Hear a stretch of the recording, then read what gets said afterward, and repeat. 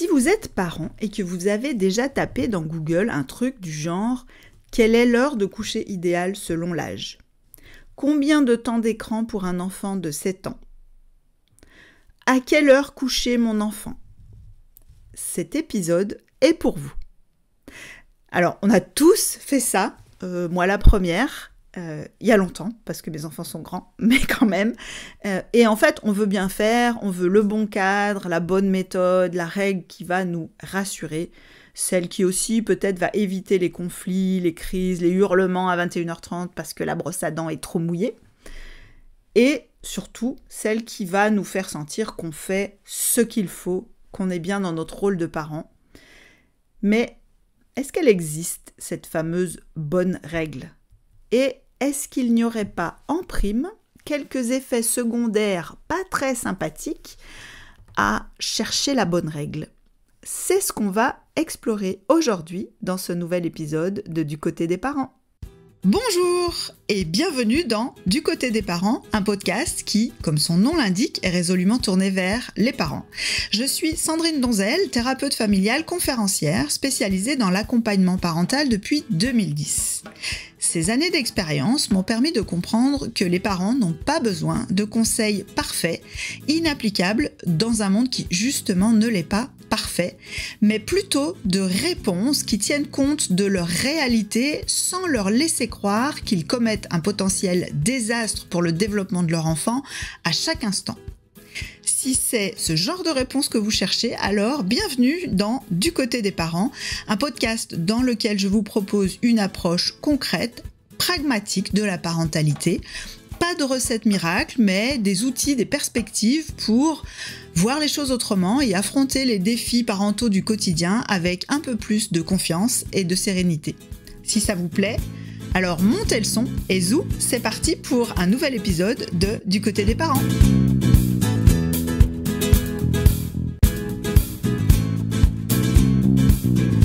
Donc aujourd'hui, j'ai eu envie de vous parler d'une question qui revient sans arrêt dans mes accompagnements, dans mes conférences, dans les messages que je reçois sur les réseaux sociaux, dans les questions qui me sont posées par mail. Une question qui se décline sous 1000 formes, mais qui revient un peu toujours au même, au fond. Quelle est la bonne règle à poser ? À quelle heure faut-il coucher son enfant ? Est-ce qu'il faut interdire les écrans ? Si on les limite, combien de temps ? Qu'est-ce que vous recommandez comme durée par jour ? Est-ce qu'il faut imposer ceci ou cela ? Et souvent, il y a aussi une question, pas seulement sur la règle, mais sur comment ? C'est quoi la bonne façon de faire respecter la règle ? Alors, bien que je sois savoyarde et pas normande, j'ai quand même envie de faire une réponse de normande à chaque fois et de dire « ça dépend ». En réalité, ceux qui me connaissent le savent, j'aime bien être sûre que je réponds à la bonne question quand je réponds à une question. Et ce que j'entends, moi, derrière ces questions, c'est plusieurs choses. D'abord, il y a une envie de bien faire pour l'enfant, ce qui est plutôt chouette, mais il y a aussi donc une demande de réassurance à deux niveaux. Est-ce que je fais bien, c'est-à-dire est-ce que je suis un bon parent ? Mais il y a aussi comment être un bon parent sans s'épuiser, sans être brutal avec son enfant. Et ces demandes sont légitimes. Et oui, c'est difficile d'être parent, je l'ai déjà dit plein de fois, on doute, on se sent responsable de beaucoup, et on est responsable de beaucoup, et parfois, on aurait bien envie que quelqu'un nous dise « Voilà, c'est comme ça qu'il faut faire, c'est la bonne façon, tu peux pas te tromper si tu fais comme ça », ça serait tellement rassurant et apaisant.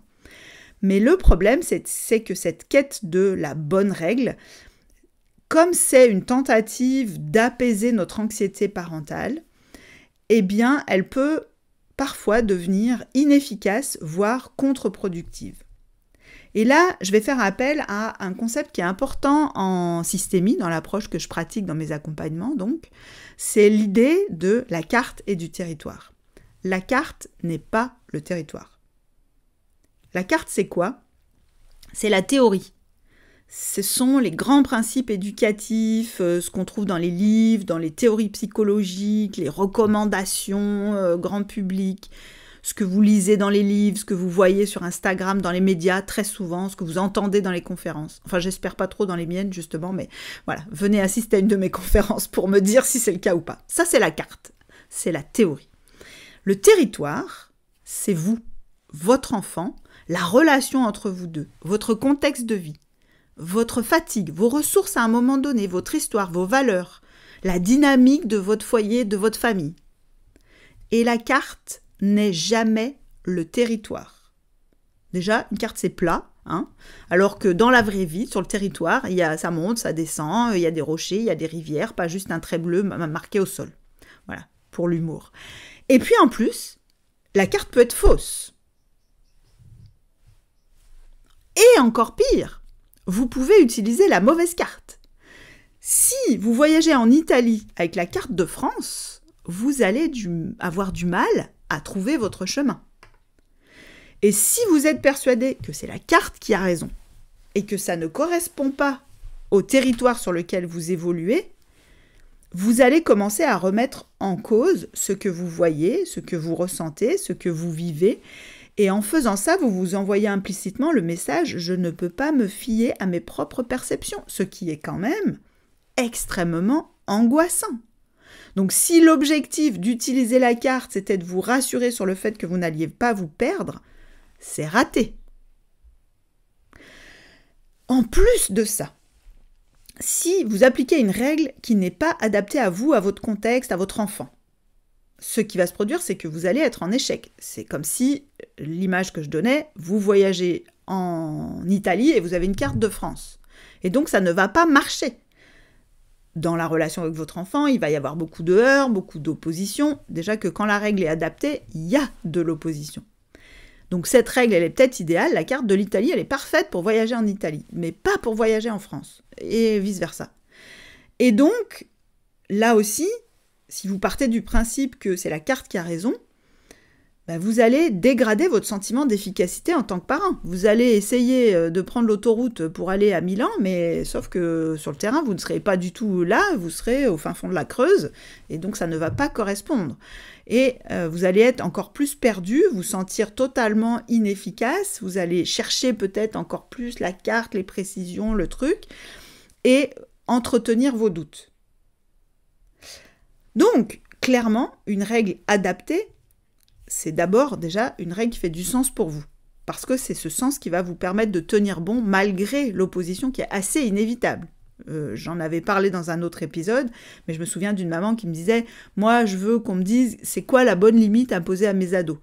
Et moi, je m'étais dit je lui avais demandé « Comment est-ce que vous saurez que c'est la bonne ?» Elle me dit « Ils la respecteront sans trop râler. » Non, en fait, une règle, c'est pas... une bonne règle, c'est pas une règle qui est acceptée facilement et appliquée sans conflit. Une règle, par définition, ça vient contrarier quelque chose, ça vient poser une limite à une envie, à un comportement, et ça n'est pas agréable. Donc, ça va susciter des réactions désagréables chez l'enfant d'abord. Il va se plaindre, il va essayer de contourner, et c'est pas agréable à faire tenir non plus pour le parent. C'est vrai, ça demande de l'énergie, ça demande de tenir bon. Donc une règle n'est pas bonne parce qu'elle est appliquée sans résistance. Elle est bonne, c'est un des facteurs qui fait qu'elle est bonne, c'est quand on se sent à sa place, quand on l'applique. Et en plus, mon expérience me fait dire que une règle qui est un peu imposée de l'extérieur, qu'on n'assume pas vraiment pleinement, qu'on applique un peu sans conviction, parce qu'elle ne fait pas vraiment du sens pour nous, l'enfant, il le sent, et il va rarement coopérer dans ces cas-là, il va s'opposer, il va résister, il va contourner encore plus, et ça ne veut pas très bien marcher. Mais c'est pas mon point le plus important. Le point le plus important sur lequel je voulais attirer votre attention dans cet épisode, c'est qu'en réalité, une règle, c'est aussi le résultat d'une négociation non dite entre ce que le parent veut et ce que l'enfant accepte.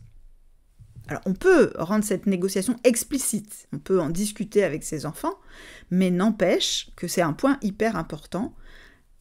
Une règle, c'est le résultat d'une négociation non dite. Alors attention, c'est très important. On a dans l'idée qu'un parent, un adulte, doit avoir le contrôle sur ses enfants. Mais en réalité, on a bien peu de contrôle sur nos enfants. On n'en a que dans la mesure où ils acceptent de coopérer avec ce contrôle. Je m'étais pris cette réalité en pleine face un jour où mes enfants étaient petits et où je faisais les courses avec eux. Ils étaient tous les deux dans le caddie, dans le supermarché, et d'un coup, pour jouer, ils se sont mis à hurler comme des sirènes, mais vraiment très très très fort, comme si vous aviez une sirène d'alarme juste à côté de vous. Ça m'a tellement fait mal aux oreilles que j'ai été obligée de m'éloigner du caddie quelques secondes parce que ça m'appuyait sur le tympan. Et ce jour-là, j'ai réalisé que je n'avais aucun moyen légal de faire taire mes enfants si eux ne décidaient pas de se taire. Je pouvais bien tenter de les amadouer, de leur proposer des trucs sympas s'ils acceptaient de se taire. Je pouvais bien les menacer, voire même mettre des menaces à exécution, les frapper, etc. Rien ne pouvait les réduire au silence s'ils n'acceptaient pas, eux, de coopérer avec moi, quelle que soit la méthode que j'emploierais. Le seul moyen de les faire taire réellement, indépendamment de leur volonté, ça aurait été de les bâillonner et de leur mettre un scotch sur la bouche. Ce qui est un moyen que, évidemment, là pour le coup, je décommande évidemment fortement. Ça fait partie des moyens totalement illégaux, je le souligne. Donc, non, c'est pas autorisé de faire ça. Mais bref, c'est vraiment pour souligner que, quelle que soit la règle, il y a une part d'acceptation qui vient de l'enfant. Sinon, vous n'avez aucun moyen de la faire appliquer. Alors, qu'est-ce qu'on fait avec ce constat, concrètement? À part se dire, merde, c'est eux qui ont le contrôle, pardon, je suis vulgaire, c'est eux qui ont le contrôle, c'est eux qui décident. Moi, je trouve que, en fait, c'est plutôt rassurant. Déjà, ça nous incite à arrêter de chercher la règle parfaite, celle qu'on pourrait appliquer les yeux fermés comme une recette, et voilà, c'est comme ça qu'il faut faire, parce que cette règle n'existe pas. À la place de cette recherche, on peut faire quelque chose de beaucoup plus utile, de beaucoup plus réaliste. On va faire du bricolage. Alors, pas au sens bâclé, je fais un truc un peu branlant comme ça pour voir, au sens créatif du terme. On peut s'autoriser à tester, à ajuster, à observer. Prenons une règle hyper simple. On fait les devoirs tout de suite après le goûter. Est-ce que ça marche? Est-ce que ça marche tous les jours? Est-ce que c'est tenable de manière raisonnable pour moi, pour mes enfants? Peut-être que oui, peut-être que non. Donc, on va essayer, expérimenter, regarder. Est-ce que mon enfant coopère? À quel point est-ce qu'il coopère? Est-ce que moi, j'arrive à tenir cette règle sans que ce soit vraiment trop compliqué? Est-ce que cette règle me semble juste? Est-ce qu'elle me semble utile? Et surtout, est-ce que finalement cette règle, au final, crée plus de liens que de tensions? Ça va être ça l'équilibre et la négociation qui va permettre de dire c'est une règle qui fonctionne pour nous, qui est tenable. Et si ça ne marche pas, ça évite de se dire « je suis nul, je n'arrive pas à tenir ». Ça se dit « ok, ce cadre-là, comme je l'ai posé, ne fonctionne pas. Qu'est-ce qu'on peut ajuster sans renoncer complètement à ce qui compte pour nous ?» On va essayer une autre règle, une autre organisation, on va préciser la règle, on va peut-être expliquer mieux pourquoi c'est important. On voit comment l'enfant continue d'ajuster. Mais surtout, ça attire notre attention sur le fait que ce qui compte, c'est la qualité de la relation. Parce que meilleure sera la qualité de la relation que vous avez avec votre enfant, plus il sera enclin à coopérer avec ces règles.